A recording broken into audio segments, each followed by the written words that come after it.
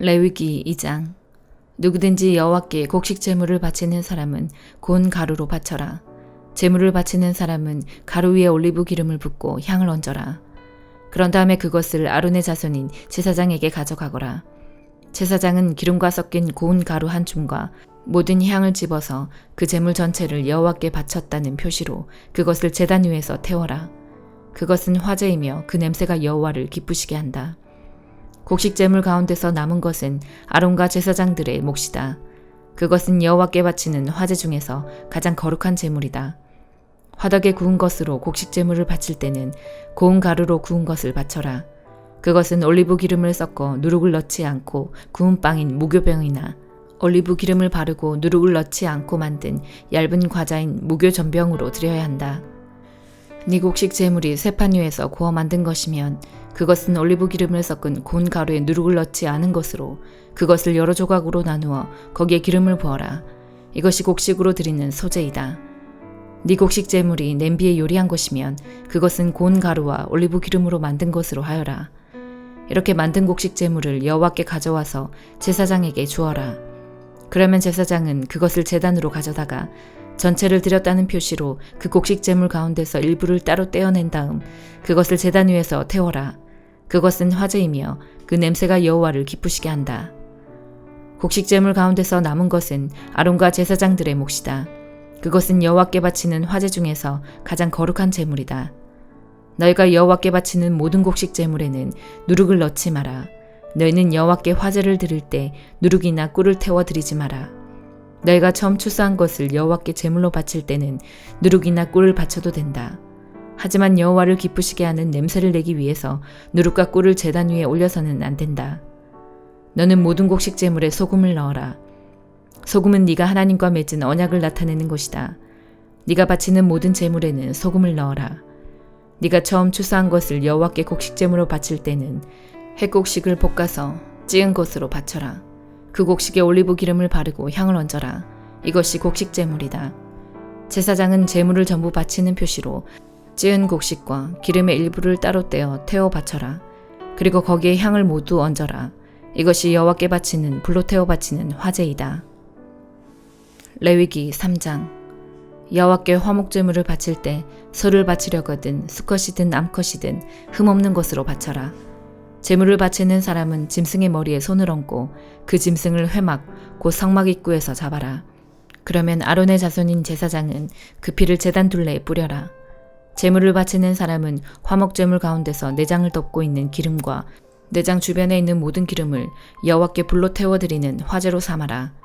곧 두 콩팥과 그 둘레에 있는 허리 부분의 기름과 콩팥과 함께 떼어내야 할 간의 껍질 부분을 제물로 삼아라. 그러면 아론의 자손인 제사장은 그것들을 제단에 피운 장작불 위에 놓인 번제물 위에 올려놓고 불태워라. 그것은 화제이며 그 냄새가 여호와께 향기로운 제물이 된다. 여호와께 화목 제물을 바칠 때 양이나 염소를 바치려거든 수컷이든 암컷이든 흠없는 것으로 바쳐라. 제물을 바치는 사람이 양을 바치려거든 양을 여호와 앞에 가져가거라. 그리고 제물을 바치는 사람은 양의 머리에 손을 얹은 다음 회막 앞에서 양을 잡고 아론의 자손인 제사장은 그 피를 제단 둘레에 뿌려라. 제물을 바치는 사람은 화목제물 가운데서 기름, 곧 등뼈에서 가까운 곳에서 잘라낸 꼬리 전체와 내장을 덮고 있는 기름과 내장 주변에 있는 모든 기름과 두 콩팥과 그 둘레에 있는 허리 부분의 기름과 콩팥과 함께 떼어내야 할 간의 껍질 부분을 여호와께 바치는 화제의 제물로 삼아라. 그러면 제사장은 그것들을 제단 위에서 태워 바쳐라. 그것이 여호와께 바치는 화제이다. 화목제물을 바치는 사람이 화목제의 제물로 염소를 바치려거든 그 염소를 여호와 앞에 가져가거라. 그리고 나서 염소의 머리에 손을 얹은 다음 회막 앞에서 염소를 잡아라. 그러면 아론의 자손인 제사장은 그 피를 제단 둘레에 뿌려라. 제물을 바치는 사람은 화목제물 가운데서 내장을 덮고 있는 기름과 내장 주변에 있는 모든 기름을 여호와께 바치는 화제로 삼아라. 두 콩팥과 그 둘레에 있는 허리 부분의 기름과 콩팥과 함께 떼어내야 할 간의 껍질 부분을 제물로 삼아라. 제사장은 그것들을 제단 위에서 태워 바쳐라. 그것이 화제이며 그 냄새가 여호와를 기쁘시게 한다. 모든 기름은 여호와의 것이다. 이것은 너희가 어디에 살든지 지금부터 지켜야 할 규례이다. 너희는 기름이나 피를 먹지 마라. 요한복음 21장. 이 일이 일어난 후 예수님께서 디베랴 호수에서 제자들에게 다시 자신을 나타내셨습니다. 시몬 베드로, 디두모라는 별명을 가진 도마, 갈릴리 가나 사람 나다나엘, 세베대의 두 아들 그리고 다른 두 제자가 함께 있었습니다. 시몬 베드로가 다른 제자들에게 나는 물고기 잡으러 간다 라고 말했습니다. 다른 제자들이 우리도 너와 함께 가겠다라고 말했습니다. 그래서 그들은 밖으로 나가서 배에 올라탔습니다. 그러나 그날 밤에는 한 마리도 잡지 못했습니다. 다음날 아침 일찍 예수님께서 호숫가에 서 계셨습니다. 그러나 제자들은 그분이 예수님이신 줄 알지 못하였습니다. 예수님께서 그들에게 말씀하셨습니다. 친구들이여, 한 마리도 못 잡았느냐? 제자들이 대답했습니다. 네, 한 마리도 잡지 못했습니다. 예수님께서 말씀하셨습니다. 그물을 배 오른편에 던져라. 그러면 고기를 잡을 것이다. 그들은 시키는 대로 했습니다. 그러자 고기가 너무 많아 그물을 배 안으로 끌어올릴 수가 없었습니다. 예수님께서 사랑하시던 제자가 베드로에게 말했습니다. 주님이시다. 베드로는 주님이시라는 말을 듣자마자 벗고 있던 겉옷을 몸에 두르고는 물로 뛰어들었습니다. 다른 제자들은 고기가 가득한 그물을 당기며 배를 저어 호숫가에 댔습니다. 그들은 호숫가로부터 약 90m 정도 떨어진 그리 멀지 않은 곳에 있었기 때문입니다. 제자들이 호숫가에 닿아 땅에 내리니 숯불이 피워져 있는 것이 보였습니다. 불 위에는 생선이 놓여 있었고 빵도 있었습니다. 그때 예수님께서 너희가 방금 전에 잡은 생선을 가지고 오너라 하고 말씀하셨습니다. 시몬 베드로가 배에 올라가 그물을 호숫가로 끌어당겼습니다. 그물은 큰 물고기로 가득했습니다. 153마리나 되었습니다. 고기가 그렇게 많았는데도 그물은 찢어지지 않았습니다. 예수님께서 그들에게 와서 아침 식사를 하여라 하고 말씀하셨지만 제자들은 그분이 주님이신 줄 알았기 때문에 제자들 중에 감히 당신은 누구십니까? 라고 묻는 사람이 없었습니다. 예수님께서는 가셔서 빵을 가져다가 제자들에게 주셨고 생선도 주셨습니다. 이것은 예수님께서 죽은 자 가운데서 살아나신 후 그의 제자들에게 세 번째 나타나신 것이었습니다. 그들이 식사를 다 마쳤을 때 예수님께서 시몬 베드로에게 말씀하셨습니다. 요한의 아들 시몬아, 네가 이 모든 사람들보다 나를 더 사랑하느냐? 베드로가 대답했습니다. 예 주님, 제가 주님을 사랑한다는 것을 주님께서 아십니다. 예수님께서 말씀하셨습니다. 내 양을 먹여라. 다시 예수님께서 베드로에게 말씀하셨습니다. 요한의 아들 시몬아, 네가 나를 사랑하느냐? 베드로가 대답했습니다. 예 주님, 제가 주님을 사랑하는 줄을 주님께서 아십니다. 예수님께서 말씀하셨습니다. 내 양을 돌보아라. 세 번째로 예수님께서 베드로에게 말씀하셨습니다. 요한의 아들 시몬아, 네가 나를 사랑하느냐? 예수님께서 자기에게 세 번씩이나 네가 나를 사랑하느냐고 물으셨기 때문에 베드로는 거의 울상이 되었습니다. 그리고는 예수님께 대답했습니다. 주님, 주님께서는 모든 것을 아십니다. 제가 주님을 사랑하는 것도 주님께서는 알고 계십니다. 예수님께서 베드로에게 말씀하셨습니다. 내 양을 먹여라. 내가 너에게 진리를 말한다. 네가 젊었을 때는 네 혼자 힘으로 옷도 입고 네가 원하는 곳으로 갔지만 나이가 들게 되면 네가 팔을 벌리겠고 다른 사람이 너에게 옷을 입힐 것이며 다른 사람이 네가 원하지 않는 곳으로 너를 데려갈 것이다. 예수님께서 이렇게 말씀하신 것은 베드로가 어떤 죽음으로 하나님께 영광을 돌리게 될지를 보여주시려는 것이었습니다. 이 말씀을 하시고 예수님께서는 베드로에게 나를 따르라고 말씀하셨습니다. 베드로가 뒤돌아보니 예수님께서 사랑하시던 제자가 따라오고 있었습니다. 이 사람은 만찬에서 예수님께 몸을 기댄 채 주님을 배반할 사람이 누구입니까? 라고 묻던 제자였습니다. 베드로가 그 제자를 보고는 예수님께 여쭈었습니다. 주님, 이 사람은 어떻게 되겠습니까? 예수님께서 대답하셨습니다. 내가 다시 올 때까지 그가 살아있기를 원한다고 해도 그것이 너와 무슨 상관이냐? 너는 나를 따르라. 이 사건 때문에 이 제자가 죽지 않을 것이라는 소문이 형제들 사이에 퍼지게 되었습니다. 그러나 예수님께서는 그가 죽지 않을 것이라고 말씀하신 것이 아니었습니다. 예수님께서는 단지 내가 다시 올 때까지 그가 살아있기를 원한다고 해도 그것이 너와 무슨 상관이냐라고 말씀하신 것뿐이었습니다. 이런 일들을 증언하고 그것을 기록한 제자가 바로 이 사람입니다. 우리는 그의 증언이 참되다는 것을 알고 있습니다. 이 외에도 예수님께서 행하신 다른 일은 많이 있습니다. 만일 그 일을 일일이 다 기록한다면 온 세상이라도 그것을 기록한 책을 담기에 부족할 것입니다. 잠언 18장. 이기적인 자는 자기만 생각하고 남의 도움을 무시한다. 어리석은 자는 명철에 도무지 관심이 없고 자기 생각만 떠벌린다. 죄를 지으면 멸시를 당하고 수치와 불명예까지 따라온다. 사람의 말은 깊은 물과 같고 지혜의 샘은 쉬지 않고 흐르는 시내와 같다. 범죄자 편을 들어서 무고한 사람을 죄 있다고 재판하는 것은 옳지 않다. 어리석은 자의 입술은 분쟁을 일으키고 그의 입은 매를 자초한다. 어리석은 자의 입은 그를 파멸로 이끌고 그의 입술은 자기에게 올무가 된다. 고자질은 맛있는 음식 같아서 마음 깊이 남는다.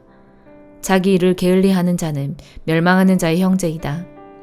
여호와의 이름은 강력한 망대 같아서 그리로 피하는 의인은 안전하다. 부자들의 재물은 자기들에게 요새와 같다. 저들은 재물이 자기들을 보호해 줄 거라고 믿는다. 마음의 교만은 멸망의 선봉장이요 겸손은 종귀의 앞잡이다. 듣기 전에 대답하는 자는 미련하여 수치를 당한다. 사람의 영이 병을 이기게 하는데 영이 상하면 어떻게 할 수 있을까? 명철한 자의 마음은 지식을 얻고 지혜자의 귀는 지식을 찾는다. 선물을 주는 자는 그 앞길이 열려서 중요한 사람 앞으로 나아가게 될 것이다. 재판에서 원고의 말이 옳은 듯해도 피고가 오면 사정이 달라진다. 제비를 뽑아 분쟁을 해결하고 서로 싸우는 둘 사이를 판결할 수 있다. 모욕을 당한 형제의 마음은 요새보다 정복하기 어렵고 다툼은 요새 빗장같이 마음을 닫게 한다. 말은 음식이 배를 채워주는 것처럼 그 영혼을 만족시킨다. 곧 입술에 바른 말이 사람을 만족시킨다. 혀는 살리기도 죽이기도 하는 힘을 가졌으니 혀를 놀리기 좋아하는 자는 그 대가를 받을 것이다. 아내를 찾은 자는 행복을 찾은 자요 여호와께 은총을 입은 자이다. 가난한 자는 긍휼을 구하나 부자는 거만하게 말할 뿐이다. 친구인 척하는 자도 많지만 어떤 친구는 형제보다 낫다. 골로새서 1장. 하나님의 뜻에 따라 그리스도 예수의 사도가 된 바울과 형제 디모데는 골로새에 있는 거룩하고 신실한 성도들에게 편지합니다. 우리 아버지 하나님의 은혜와 평안이 함께하기를 빕니다. 여러분을 위해 기도할 때마다 우리 주 예수 그리스도의 아버지 하나님께 감사드립니다. 그것은 여러분이 예수 그리스도를 잘 믿고 모든 성도를 사랑하고 있다는 소식을 들었기 때문입니다. 여러분의 이러한 믿음과 사랑은 하나님께서 여러분을 위해 하늘에 예비해 두신 것에 대한 소망에서 나온 것이 아닙니까? 이 소망에 대해서는 처음 여러분이 복음을 받을 때 이미 들었던 것입니다. 복음이 전해지는 곳마다 하나님의 복이 더해지고 있습니다. 여러분 역시 복음을 받아들여 하나님의 은혜 가운데 이 진리를 깨닫고 지금도 그 은혜를 누리고 있습니다. 여러분에게 이 복음을 전한 사람은 에바브라였습니다. 그는 우리와 함께 복음을 전하는 일꾼이며 그리스도의 신실한 종입니다. 여러분이 성령으로부터 받은 사랑을 이웃들에게 베풀며 살아가고 있다는 소식도 그를 통해 들었습니다. 그 소식을 들은 날부터 우리는 여러분을 위해 계속 기도하고 있습니다. 우리는 여러분이 하나님의 뜻을 분별하게 되기를 기도하고 또한 하나님께서 영적인 지혜와 총명을 내려주시기를 기도합니다. 그래서 모든 일에 하나님을 기쁘시게 하고 영광 돌리는 삶을 살게 되길 원합니다. 또한 모든 선한 일에 열매를 맺으며 하나님에 대해 더 많이 알아가길 기대합니다. 하나님께서 그의 크신 능력으로 여러분을 강하게 붙들어 주실 때에 여러분은 어떠한 어려움이 와도 넘어지지 않고 참고 견딜 수 있을 것입니다. 우리 아버지께 감사의 고백을 올려드립니다. 하나님께서는 빛 가운데 살아가는 자녀들을 위해 모든 것을 예비해 두셨습니다. 어둠의 세력에서 우리를 구원하셨으며 그분이 사랑하는 아들의 왕국으로 우리를 옮겨주셨습니다. 우리의 모든 죄에 대해 아들의 피로 대신 값을 치르시고 우리를 용서해 주신 것입니다. 아무도 하나님을 보지 못했으나 예수님께서 하나님의 모습을 보여주셨습니다. 그리스도는 이 세상 만물보다 먼저 계신 분입니다. 그의 능력으로 하늘과 땅에 있는 모든 것과 눈에 보이는 것과 보이지 않는 것과 모든 권세와 지위, 주권, 능력이 생겨났습니다. 이 모든 것이 그리스도에 의해 창조되었으며 또 그리스도를 위해 창조되었습니다. 그리스도는 모든 것이 생기기 전에 이미 계셨으며 이 세상 모든 만물이 그분에 의해 유지되고 있습니다. 그분은 자신의 몸인 교회의 머리가 되십니다. 또한 모든 것이 그분으로부터 시작되었으며 죽은 사람들 중에서 가장 먼저 살아나셨으므로 모든 것의 으뜸이 되십니다. 하나님께서는 자신에게 속한 모든 것이 그리스도 안에서 살아가는 것을 기뻐하셨습니다. 하나님께서는 이 땅에 있는 것이나 하늘에 있는 것이나 모든 만물이 오직 그리스도를 통하여 하나님께 나올 수 있도록 정해 놓으셨습니다. 그리스도께서 십자가에서 흘리신 보혈로 평화의 길을 열어놓으신 것입니다. 이전에는 여러분이 하나님과 단절되어 있었습니다. 여러분의 악한 행실 때문에 하나님과 멀어져서 마음으로는 하나님과 원수가 되고 만 것입니다. 그러나 이제 그리스도께서 여러분을 하나님과 친구 사이로 화해시켜 주셨습니다.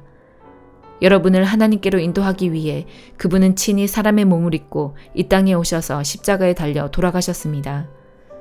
그분은 여러분을 아무 흠없고 죄 없는 자로 만들어 하나님 앞에 세워주셨습니다. 만일 여러분이 들은 복음을 굳게 믿고 그것을 붙들고 있으면 하나님은 그 모든 일을 이루실 것입니다. 믿음 안에서 흔들리지 말고 굳게 서 계십시오. 복음 안에서 받은 소망을 잊지 말기 바랍니다. 이제 그 복음이 온 세계로 퍼져나가고 있습니다. 나 바울은 바로 이 복된 소식을 전하는 사람입니다. 나는 여러분을 위해 받는 고난을 기뻐합니다. 자신의 몸인 교회를 위해 그리스도께서 겪으셔야 할 고난의 남은 부분을 내가 겪을 수 있으니 그것을 기쁨으로 견뎌냅니다. 나는 특별한 사명을 받고 여러분을 돕기 위해 보내진 교회의 일꾼입니다. 내가 할 일은 하나님의 말씀을 숨김없이 여러분에게 전하는 것입니다. 이 말씀은 이 세상 처음부터 모든 사람들에게 숨겨져 왔던 비밀이었는데 이제 하나님을 사랑하는 백성들에게 알려주셨습니다. 모든 사람을 위한 풍성하고도 영광스러운 진리의 말씀을 하나님께서는 이 세상 만민에게 알리신 것입니다. 이 진리는 바로 그리스도 자신이며 여러분 안에 계십니다. 그분만이 우리의 영광스러운 소망이 되십니다. 그러므로 우리는 어디를 가든지 어느 누구에게나 그리스도를 전파합니다. 우리가 할 수 있는 대로 힘껏 사람들을 가르치고 바른 길로 인도하는 것은 모든 사람이 그리스도 안에서 성숙한 자로 하나님 앞에 서게 되기 원하기 때문입니다. 이 일을 위해 힘쓰고 애쓰며 내 안에서 능력을 주시는 그리스도를 의지하여 힘차게 나아갑니다. 아멘.